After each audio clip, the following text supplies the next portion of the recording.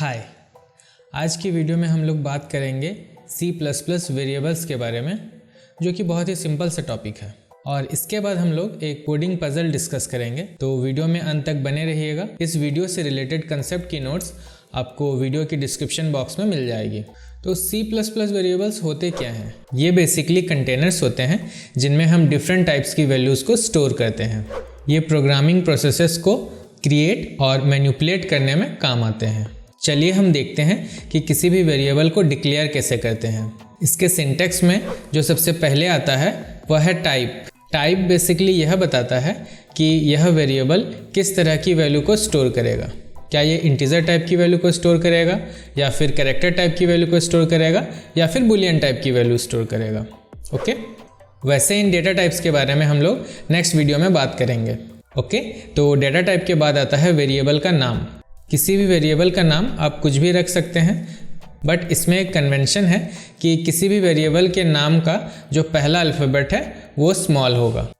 एक और बात इसमें नोट करने वाली है कि C++ वेरिएबल्स केस सेंसिटिव होते हैं, यानी स्मॉल लेटर्स और कैपिटल लेटर्स में लिखे गए सेम नाम के वेरिएबल्स को दो अलग अलग वेरिएबल ट्रीट किया जाता है। वेरिएबल नाम के बाद आप इक्वल टू देकर इसकी वैल्यू यहीं पर लिख सकते हैं, या फिर इस लाइन को यहीं पे ख़त्म करके आप प्रोग्राम के लेटर पार्ट में इसकी वैल्यू दे सकते हैं। यहाँ पर वेरिएबल्स की थ्योरी ख़त्म होती है। अब हम वेरिएबल के कंसेप्ट्स को यूज़ करते हुए एक कोडिंग पजल सॉल्व करेंगे। पजल ये है कि हमें दो वेरिएबल्स की वैल्यूज़ को स्वैप करवाना है, यानी इंटरचेंज करवाना है।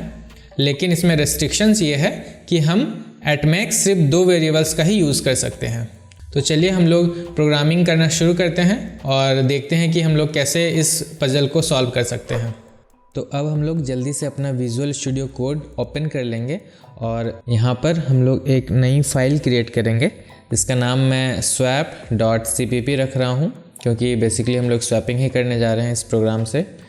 और हम लोग कोड लिखना शुरू करते हैं।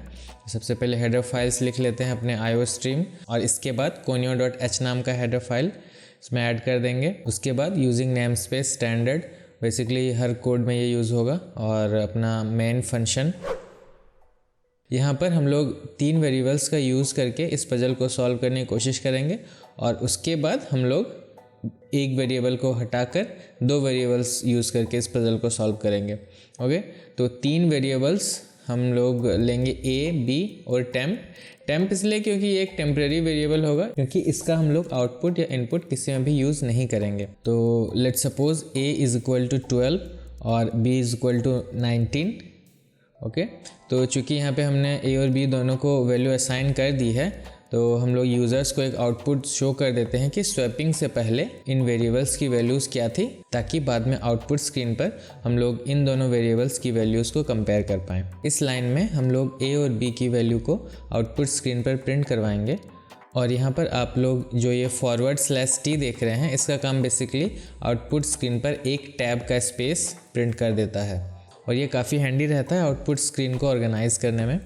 ओके, और जो ये आप एंडल देख रहे हैं, ये बेसिकली एंड लाइन का शॉर्ट फॉर्म है। इसे लिखते ही कर्सर नेक्स्ट लाइन पर चला जाता है। इस लाइन में हम लोग A की वैल्यू को टेम्परेरी वेरिएबल में सेव कर रहे हैं। आप यहाँ पर एक बात नोटिस करना कि जब हमें किसी भी वेरिएबल्स को वैल्यू असाइन करना होता है, तब हम इसे लेफ़्ट में लिखते हैं और इसकी वैल्यू को राइट में लिखते हैं। तो यहाँ पर हम लोग टेम्प में A की वैल्यू को स्टोर कर रहे हैं, इसीलिए हम टेम्प को लेफ़्ट में लिख रहे हैं और A को राइट में लिख रहे हैं।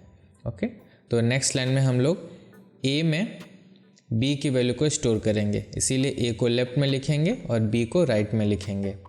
ओके, और इसके बाद B में हम टेम्प की वैल्यू को स्टोर कर रहे हैं, और टेम्प में हमने A की वैल्यू को रखा था।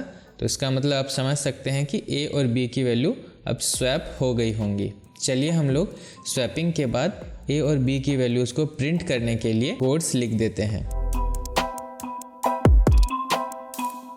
तो अब हम इसे फाइल में जाकर सेव कर देंगे।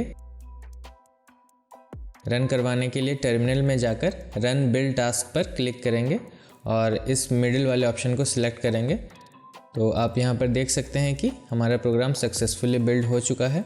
अब हम इस प्रोग्राम के आउटपुट को देखने के लिए फिर से टर्मिनल में जाएंगे और न्यू टर्मिनल पर क्लिक कर देंगे। और इसके बाद हम लोग डॉट बैकवर्ड स्लैश और फाइल का नाम लिखेंगे।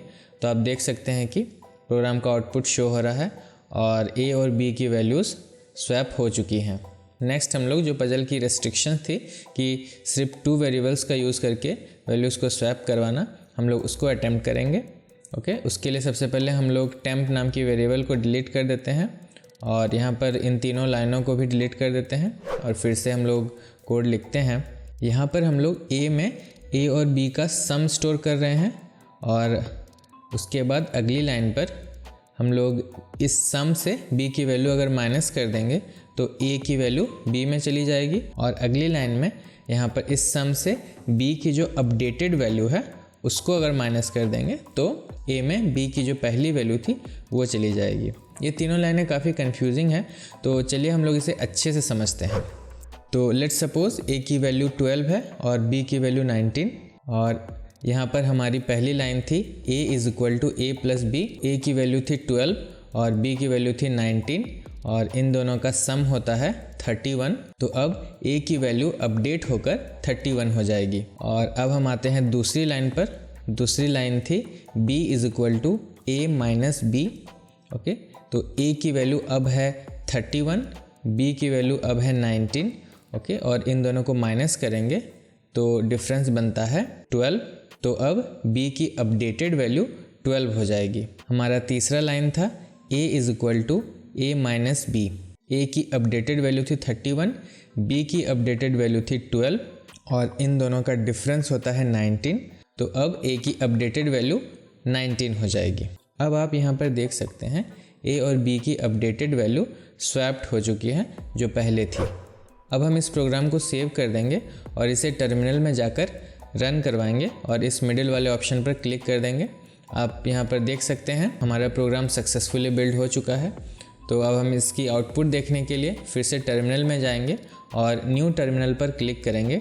तो आप देख सकते हैं कि यहाँ पर दोनों वैल्यूज स्वैप्ड हो चुकी हैं। जैसा कि 3 वेरिएबल्स का यूज़ करके जो आउटपुट देखने को मिला था वही सेम आउटपुट 2 वेरिएबल्स का यूज़ करके भी हम देख सकते हैं। तो यहाँ पर हमने इस पजल को सॉल्व कर लिया है। उम्मीद है इस वीडियो से आपको कुछ नया सीखने को मिला होगा और अगर वीडियो अच्छी लगी है तो इसे लाइक और शेयर कर दें और अगर आप प्रोग्रामिंग में इंटरेस्टेड हैं तो इस चैनल को सब्सक्राइब भी कर लें। मिलते हैं अगली वीडियो में।